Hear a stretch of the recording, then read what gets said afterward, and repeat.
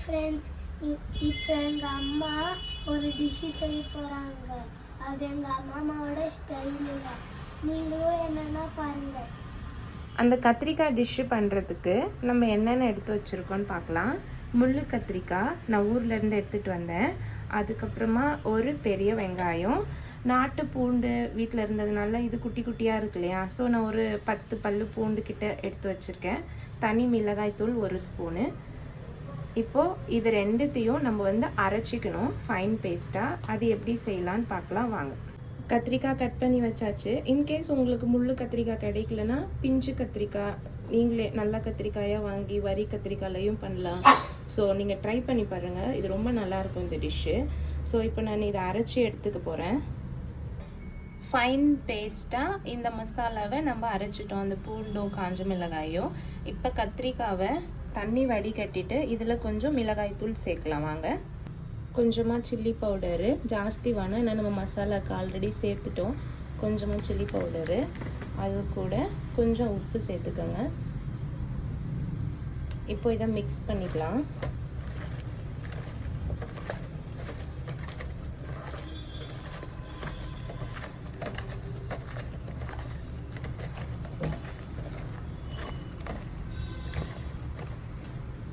வானல் வச்சாச்சு.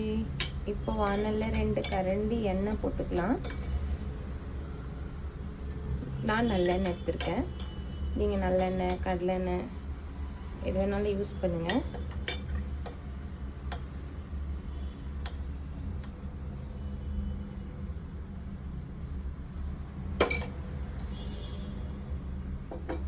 எண்ணெய் சூடு ஏறின பிறகு நம்ம மசாலா போட்டு வச்சுருக்க கத்திரிக்காயை இதில் சேர்த்துட்டு லைட்டாக வதக்க போகிறோம்.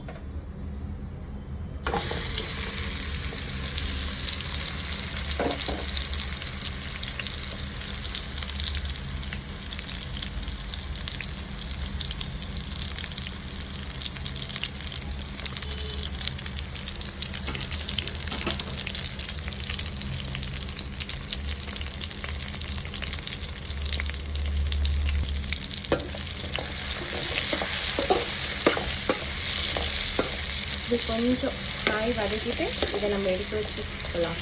வதங்கிட்டோம் ஒரு 5 மினிட்ஸ் ஆயிடுச்சு. இப்போ பாருங்கள் கத்திரிக்காய் நல்லா வதங்கி வந்திருக்கா. இதை நம்ம இப்போ எடுத்துக்கலாம். எடுத்துட்டு இதே எண்ணெயிலே அந்த கட் பண்ணி வச்சுருக்க ஒரு வெங்காயத்தை போட்டு வதக்கிக்கணும்.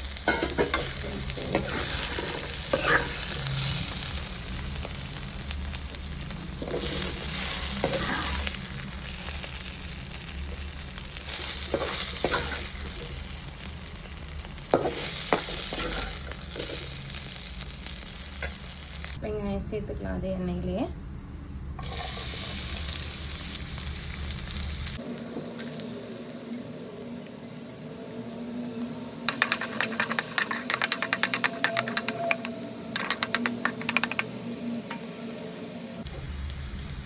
ஸோ வெங்காயம் நல்லா வதங்கிச்சா.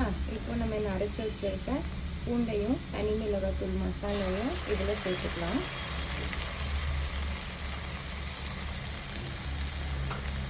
இது பச்சை வாசனை போகிற வரைக்கும் நல்லா எண்ணெய் பிரிஞ்சு வர வரைக்கும் ஒரு 5 மினிட்ஸ் இதை நம்ம இந்த எண்ணெயிலையும் இந்த வெங்காயத்துலையும் நல்லா மசாலாவை ரெடி பண்ணிடலாம்.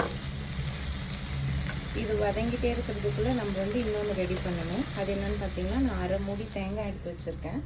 இதை இப்போ அரைச்சிட்டு தேங்காய் பால் எடுக்கணும். இதை நான் அரைச்சி எடுத்துட்டு வந்துடுறேன். நல்லா எண்ணெய் பிரிஞ்சு வந்திருக்கா. 5 மினிட்ஸ் ஆயிடுச்சு. இந்த ஸ்டேஜில் நம்ம வதக்கி வச்சுருக்க இந்த கத்திரிக்காவை இதோட சேர்த்துக்கலாம். சேர்த்துட்டு இது கொஞ்சம் நேரம் மிக்ஸ் பண்ணி இந்த மசாலா கூட ஒரு 5 மினிட்ஸ் வேகட்டும். அதுக்கப்புறம் தேங்காய் பால் ஊற்றணும். ஓகேவா? இது வதங்கட்டும்.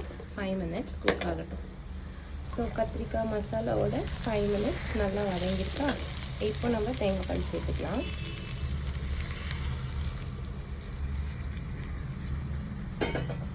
தேங்காய் பால் சேர்த்து மிக்ஸ் பண்ணி விட்டுட்டு